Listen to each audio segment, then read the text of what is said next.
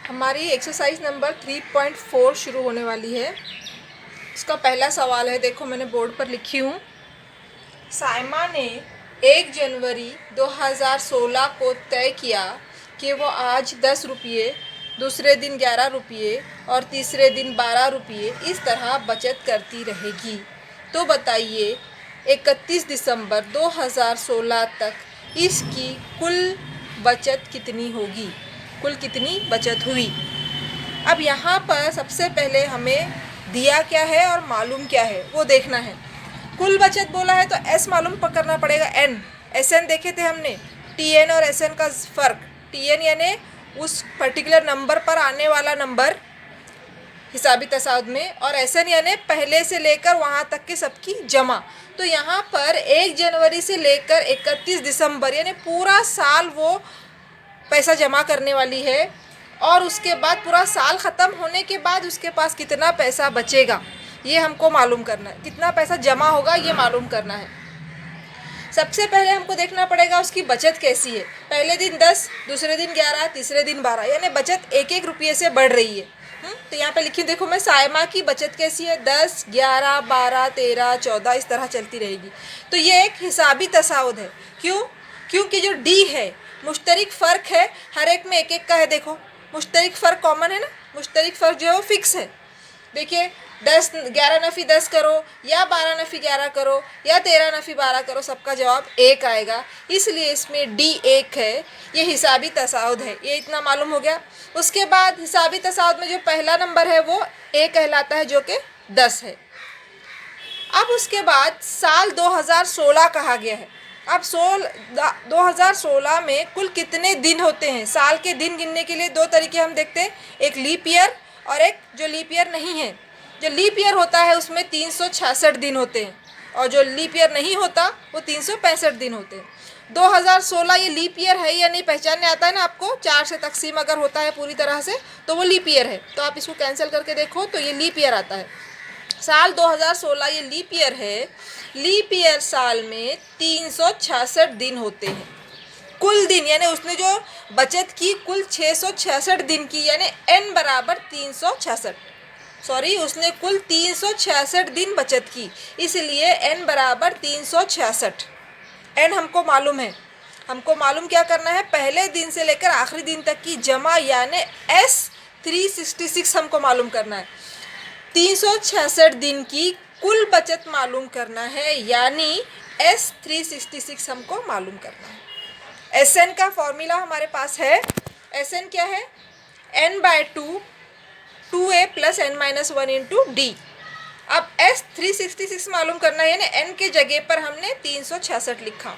तो जहाँ जहाँ n है 366, 2 ज़र्ब a की कीमत 10 है क्योंकि पहला दिन 10 था। उसके बाद जमा 366, n की जगह पर नफ़ी 1 और d की कीमत है 1, कॉमन डिफरेंस इज़ 1। अब यहाँ पर मैथमेटिकल स्टेप्स है, ये तो आपको आएंगे। इसको कैंसिल करेंगे आप, कैसे करेंगे, 2 1 का 2, 2 1 का 2, 1 बचा, 2 8 16, 3 2 3 6, 183। तो यहाँ पर आ रहा है 183, फिर 2 ज़रब 10 20, 365 माइनस 1 366 माइनस 1 366 इंटू 1, 366 में से 1 गए 365, ज़रब 1 365। पहले हम कॉस हल करेंगे, दोनों की जमा, ये कितना हो रहा है 365 जमा 20 385, और बाहर है 183, दोनों का ज़र्ब करो तो आ रहा है जवाब 70,455। अब चूंकि ये बचत रुपये में है इसलिए मैंने यहाँ पे इकाई रुपीज़ में लिखी हूँ।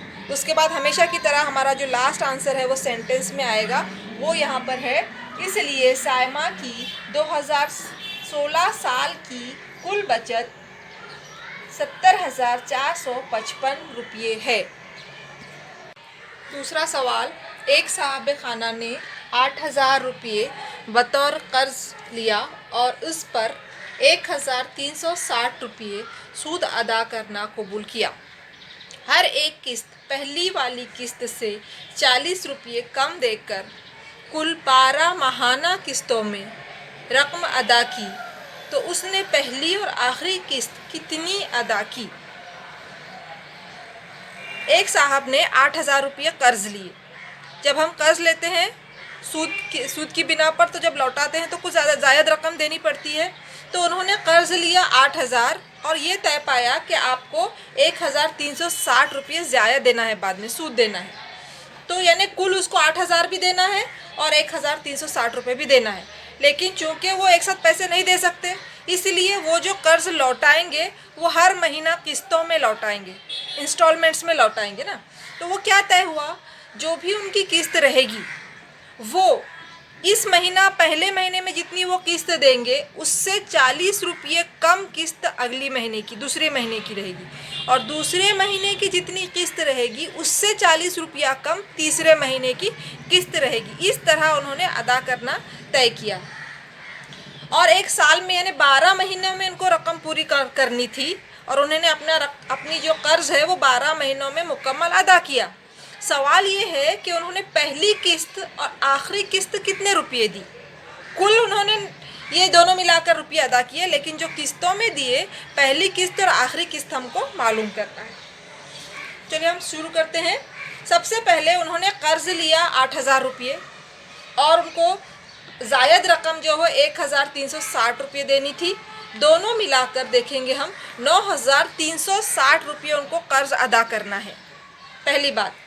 अब कुल रकम जो अदा करनी है उसको हम SN कहेंगे ना, कुल पहले से लेकर आखिर तक जितनी कुल रकम है उसको SN कहा जाता है। तो ये जो 9,360 है ये SN है, लेकिन N जो है वो 12 है, क्योंकि 12 महीने उन्होंने किस्त दी है, 12 महीने, इसलिए N बराबर 12 है।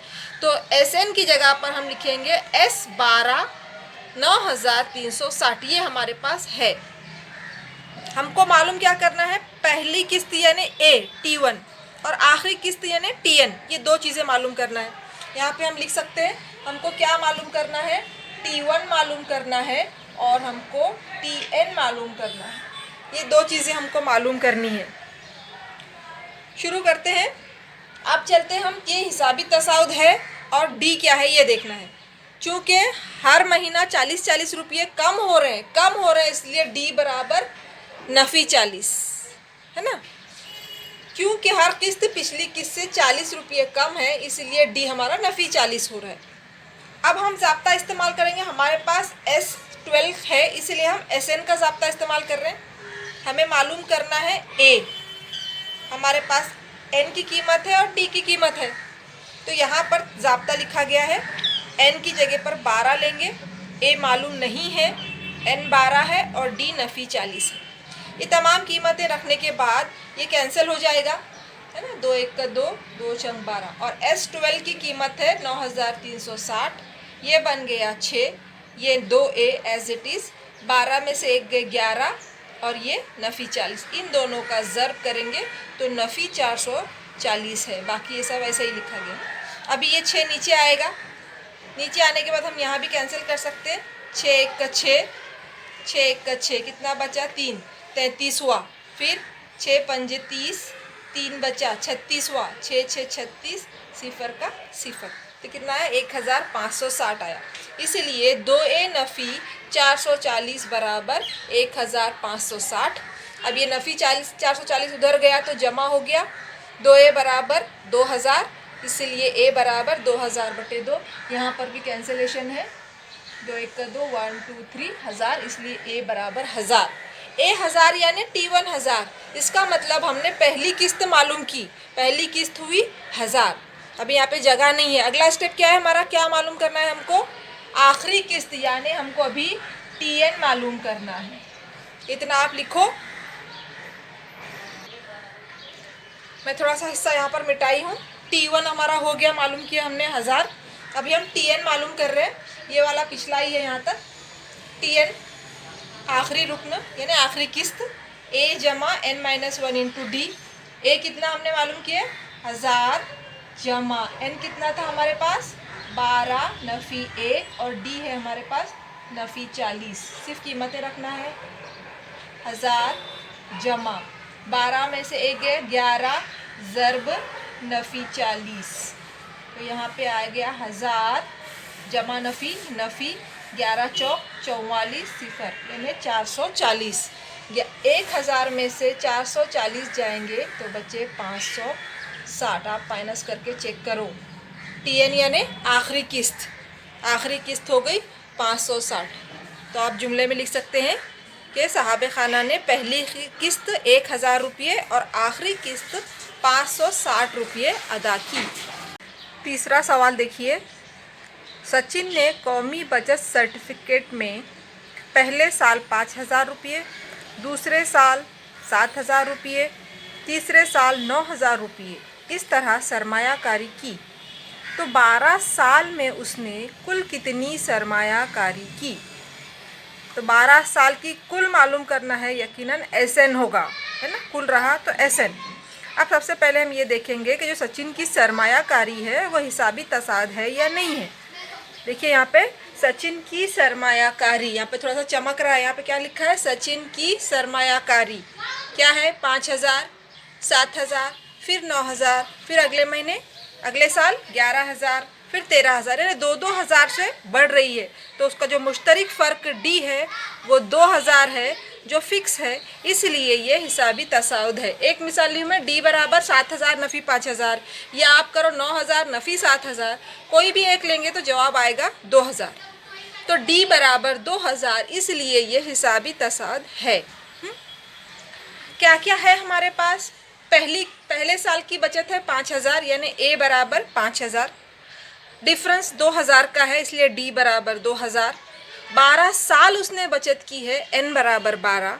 12 साल में कुल कितनी बचत की है वो मालूम करना है, यानी S12 मालूम करना है। S का फॉर्मूला लिखेंगे, SN बराबर N/2 2A plus N-1 into D। यहाँ से आसान है, बस आपको सवाल समझना है, क्या दिया हुआ है और क्या मालूम करना है और किस ज़ाब्ते का इस्तेमाल करना है, ये आपको तय करने आना चाहिए। अब मैंने कीमतें रखी हूँ, N12 है, फिर सबकी कीमत A 5000 है, N12 है, D 2000 है। यहाँ पे कैंसिलेशन है, 2 1 का 2, 2 संग 12, तो ये 6 हो गया। ये 5000 जब 2 10,000 जमा 12 नफ़ी 1 11। फिर उसके बाद ये दोनों का ज़र्ब है स्टेप में, 2000 ज़र्ब 11 11 दूनी 22,000 हो रहा है यहाँ पे। फिर उसके बाद 22,000 जमा 10,000 32,000 है, बाहर 6 है, दोनों का ज़र्ब है 1,92,000। S12 बराबर 1 लाख। सेंटेंस में आंसर, सचिन ने 12 साल में कुल 1,92,000 रुपये सरमायाकारी की।